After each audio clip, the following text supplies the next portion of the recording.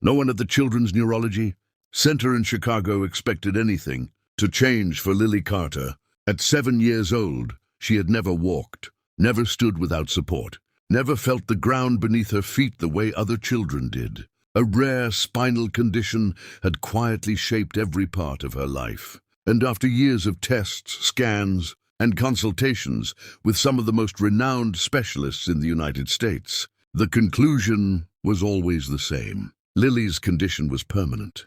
Treatment could help with comfort, maybe posture, but walking was not in her future. Emily Carter sat through those appointments with practiced calm. She nodded when doctors spoke, thanked them politely, and gathered pamphlets she already knew by heart. Inside, she felt herself slowly collapsing. Hope had become dangerous, something that hurt too much to hold on to. Each visit left her more exhausted than the last, until even her body began to fail under the weight of grief and stress. Daniel Carter saw things differently. As a single father, juggling long night shifts as a maintenance technician, he had learned to survive on little sleep and quiet determination. He didn't argue with doctors, but he didn't fully accept their certainty either.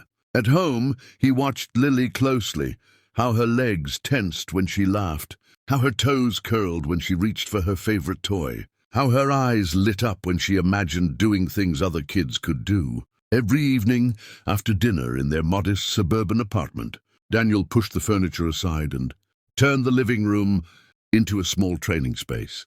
There were no expensive machines or medical-grade devices, only simple wooden supports he built himself, soft straps and carefully folded blankets. He spent hours online watching physical therapy lectures and reading patient case studies, pausing and replaying videos late into the night. He adjusted everything slowly, guided more by Lily's reactions than any manual. When Lily complained of pain, he stopped immediately. When she smiled or laughed, he noted exactly what they had done. Progress was slow, almost invisible, but Daniel never rushed her. To him, consistency mattered more than results. Emily watched from the couch most nights, her heart torn between admiration and fear. She had learned how cruel disappointment could be. One evening, unable to hold it in, she whispered, "Daniel, please don't do this to yourself.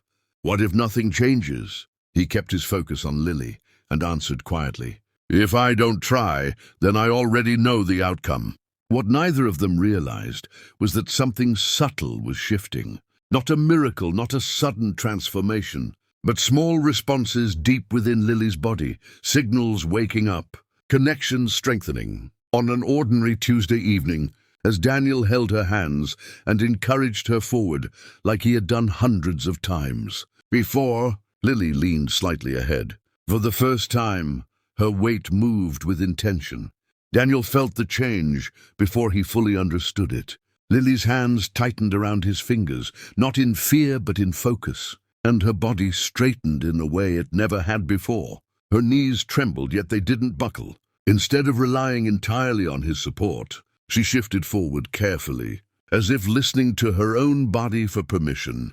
I think I'm standing," Lily whispered, her voice unsteady but filled with wonder.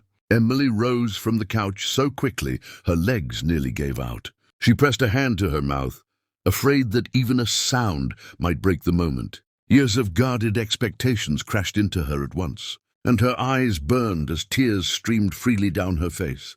Daniel forced himself to stay calm. He loosened his grip just enough to test what was happening. Lily swayed, corrected herself, and stayed upright. 3 seconds passed, then 4. Each second felt heavier than the last, as if time itself had slowed to witness something it had long denied them. "You're doing it, sweetheart," Daniel said softly. "Just breathe." Lily laughed, a short, surprised sound, and that laughter seemed to unlock something deeper. Her right foot slid forward a few inches, shaky but deliberate. Then her left followed, slower, unsure but real. When her legs finally gave out, she fell against her father's chest. Laughing and crying at the same time, Emily collapsed to her knees. The sound that escaped her was half sob, half prayer answered too late to believe in. She wrapped her arms around herself as if her heart might burst open. The days that followed were filled with cautious disbelief. Daniel recorded Lily's attempts on his phone. watching them over and over to reassure himself it had truly happened. Each day Lily stood a little longer. Each step remained unstable, but it existed, and that changed everything. At the hospital, the specialists were stunned. They reviewed old scans, ordered new ones, and spoke in careful, technical language about neural pathways and underestimated adaptability. None of it explained the quiet persistence that had taken place in a living room. Night after night, Emily watched Lily take a slow, independent walk down a clinic hallway, her small hands no longer reaching for support.